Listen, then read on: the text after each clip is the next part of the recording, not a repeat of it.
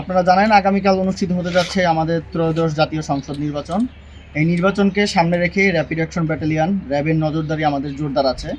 আমরা বিভিন্ন ভোট কেন্দ্র পরিদর্শন সহ নিরাপত্তা নিশ্চিতকরণে কাজ করে যাচ্ছি। পাবনা জেলার সকল আসনে আমাদের র্যাবের পক্ষ থেকে স্ট্রাইকিং ফোর্স মোতায়েন করা আছে।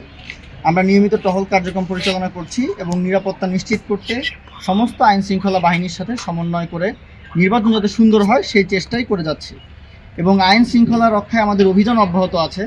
বিগত 2 দিনে আমরা পাবনা জেলায় অভিযান পরিচালনা করে 2টি বিদেশি পিস্তল উদ্ধার করেছি এবং নিরাপদে সবাই যেন ভোট দিতে পারে, ভোট কেন্দ্রে যেতে পারেন এবং সুষ্ঠুভাবে ভোট অনুষ্ঠিত হয় সেই জন্য আমাদের চেষ্টা অব্যাহত থাকবে। সকলকে ধন্যবাদ।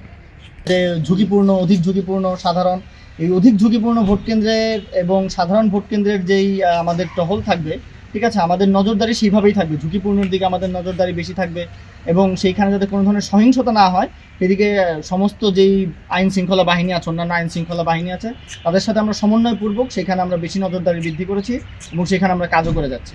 আমাদের আসন ভিত্তিক হচ্ছে স্ট্রাইকিং ফোর্স মোতায়েন করা আছে। যেই আসনের যেই ঝুঁকিপূর্ণ ভোট কেন্দ্রগুলি, সেই স্ট্রাইকিং ফোর্সগুলি সেই ঝুঁকিপূর্ণ আসনগুলিতেই কাজ করবে।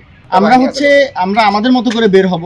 এখন এটা হচ্ছে সিচুয়েশন ডিমান্ড করবে। যদি আমাদের সাথে অন্যান্য বাহিনীর সাথে থাকে আমরা অন্যান্য বাহিনীর সাথে যাব, আর যদি আমাদের মানে দ্রুত পৌঁছানোর প্রয়োজন হয়, আমাদেরকে দ্রুত যেতে হয়, আমরা আগে দ্রুত সেখানে গিয়ে সেখানে যেই পরিস্থিতি সেটা আমাদের মোকাবেলা করতে হবে।